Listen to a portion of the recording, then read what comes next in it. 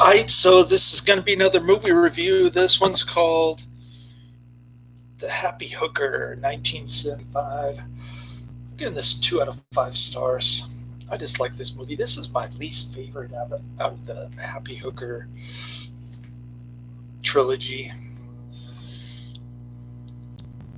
The second one is one of those so bad that it's good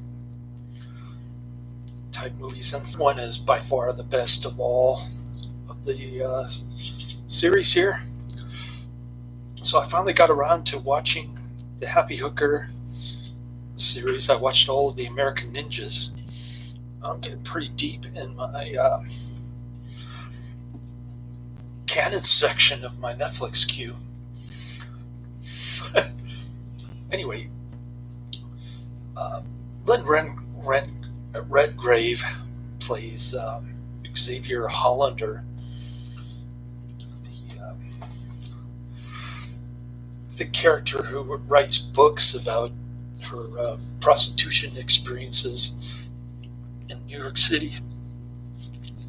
She's supposed to be a Dutch woman, but Lynn Redgrave, I believe, is from UK, so you see her.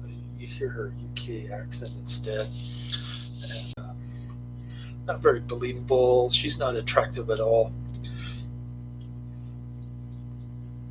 It's a lot like the sequels. I mean, a lot of white women, maybe token black, token Asian, and neither of whom gets naked.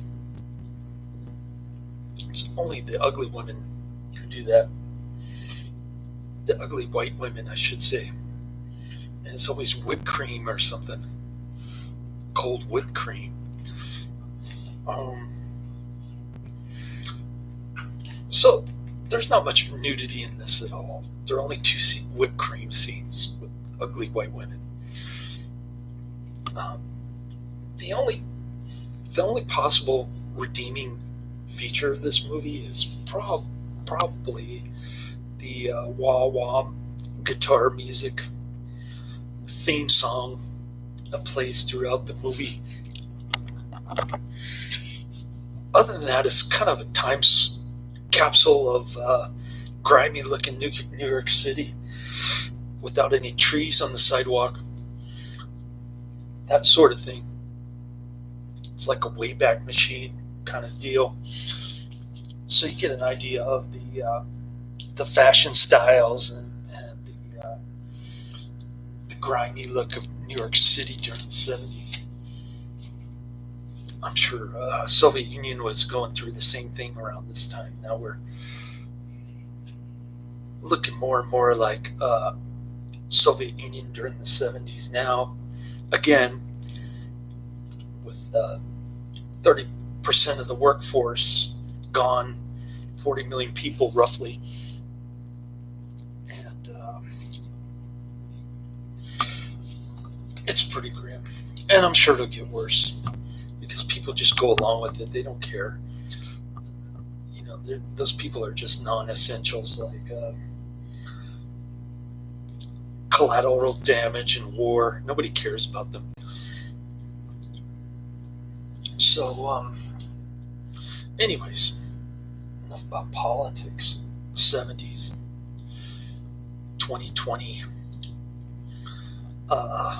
Let's get back to the movie, shall we?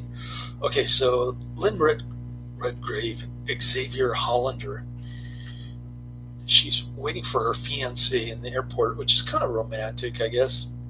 But he refuses to carry her bags.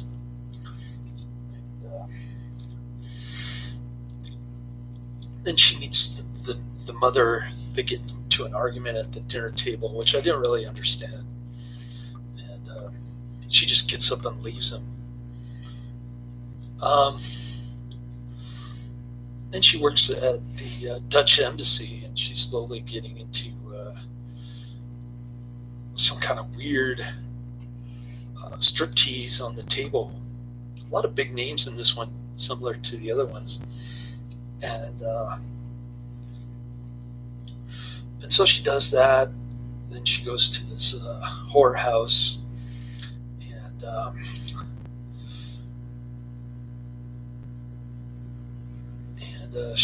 she gets hired as a prostitute, starts making a lot of money. Then Richard Lynch shows up, steals all her money, and she becomes more determined after that to make a lot of money. She's got it like hidden. She's got all her cash in a tin can. I guess that's the number one rule of prostitution. Never put your cash in a tin can at your apartment. The cops will come steal it from you. Use it as blackmail. So Richard Lynch is the corrupt cop, I guess. He only appears, though, a couple times. And, well, 3 times, to be precise. And so Xavier Hollander becomes more determined than ever to earn more money after she has her money stolen by a cop, Richard Lynch. She opens up her own whorehouse, and she becomes the biggest madam in New York City. And then Richard Lynch comes back and busts her. And intertwined throughout the whole movie is a scene of all of her girls in jail, including her. That experience. So I'd want to spoil the ending, but it was pretty bad. All these movies get really low ratings on IMDb. I mean, I'm talking about the high 2s out of 10. This one gets a 3.4 out of 10, so it actually has a higher rating, but I disliked it more. It only has 608 ratings on it, though. So not too many people have actually seen this movie for a reason, in my view. I think Happy Hooker Goes to Washington and Happy Hooker Goes to Hollywood are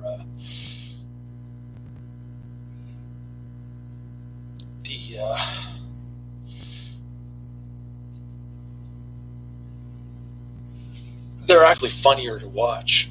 I didn't laugh a single time.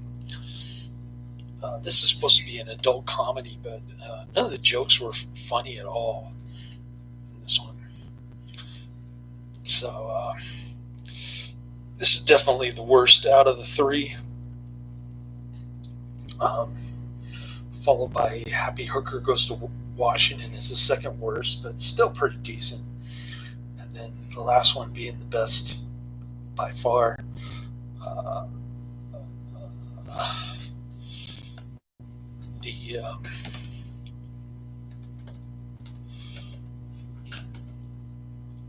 It was I can't remember the name of. Dang, I just said another brain fart. The Happy Hooker Goes to Hollywood is the best one, 1980. So I would highly recommend that one, but the other 2, not so much, unless you want to be a completist. Right now I've got, I forgot to tell you about the court order. So I got this court order on the mail on Friday, and it completely contradicted what the judge told me, that my son and I were under house arrest, and he had to wear a mask indoors. That was completely contradicted. Now it just says we have to follow all the COVID-19 orders. And I'm guessing it means Gruesom's orders, to wear a mask outside, to wear a mask inside certain public places like Jiffy Lube, Best Buy, Safeway, the places where I normally go. And then indoors, we don't have to wear a mask. That's what the order says. So I'm very confused. Uh, I thought we were on virtual house arrest, but Gruesom's order says we can go do essential business, we can go to church. So if I'm following that order, it's the exact same as what I was doing 2 weeks ago, going to church, going to Safeway, and not being locked up in this dungeon with him. So I'm going to talk to the family law facilitator, try to get some clarification on that. But I'm not exactly holding my breath. And for sure, I'm going to avoid this, Judge, next year. I'm not even going to file a request for order to get him into Catholic school at this point. It's just not worth it having him come up with some trumped up false charge against me violating the Fauci coronavirus police. And then having what little parental rights I have stripped away from me completely. I don't want to take that risk at this point. It's like game. It's like game theory, prisoner's dilemma kind of thing. At this point, that's how ridiculous it's gotten in California, and I'm almost tempted to move away from California to Thermopolis, Wyoming.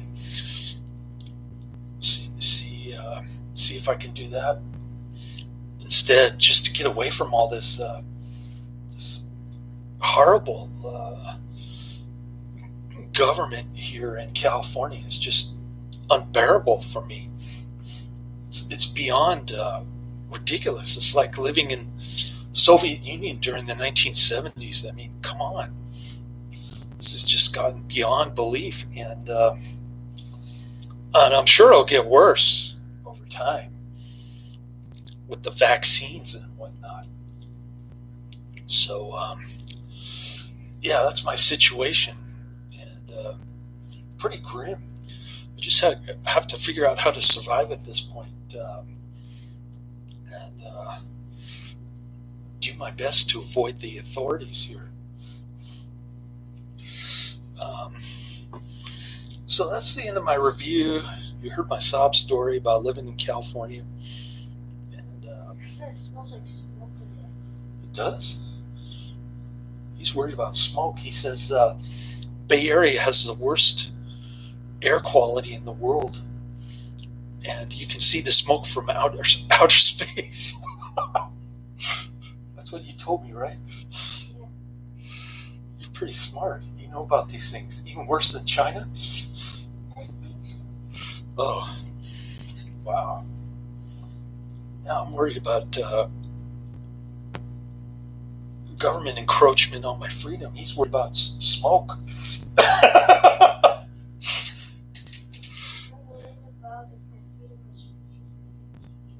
Oh, freedom of speech.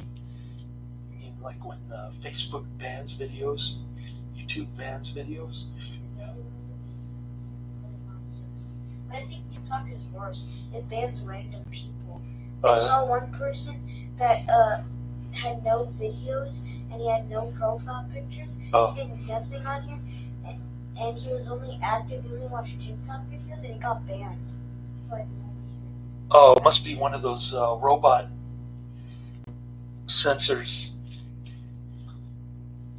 My channel got removed from YouTube, and I emailed them. I said, "What the heck's going on?" And they said, our robot did that. It was a mistake." Pretty crazy. Anyways, I hope it doesn't happen again, because I got like 1,500 videos almost. How many videos do I have uploaded on my channel? I can give you a number. I don't know if it's precise, but it's pretty close. Let me see if I can pull it up.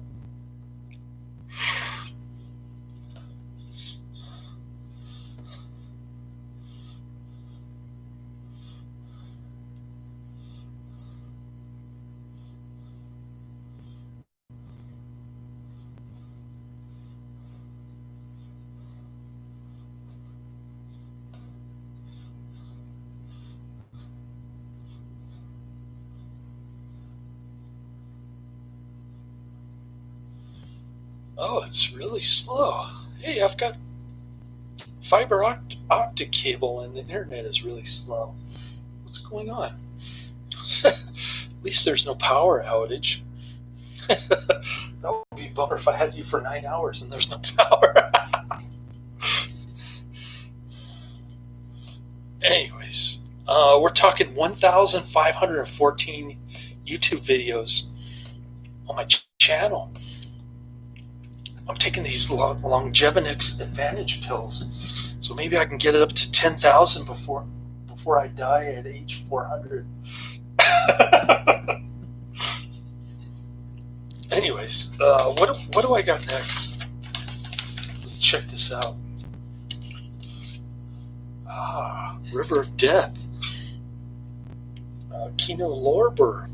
Studio Classics. So, another canon flick to watch. This one was also a canon flick, if I didn't mention that earlier. All the Happy Hooker movies in this trilogy are canon. Same with American Ninja. So, hope you got a little taste trivia of the Happy Hooker 1975, the very first in series. Like so many movies, the sequels were actually better than the original. So that tells you something. And that's the end of my review. I'm not going to say highly recommend it or check it out, but that's about it. I'm going to talk to the family law facilitator on Mondays and try to straighten all this COVID nonsense. And we'll probably go back to the way we were before, going to Calvary Church San Mateo. Hopefully there's no smoke next week and the fires are contained. The Carmel fire is supposed to be contained next week.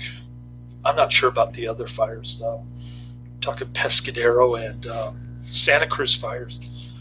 I don't know how far along they are controlling those. And I don't even know if there are any firefighters there right now, because they've been so focused on the Carmel Valley fire and the fire at Lake Berryessa.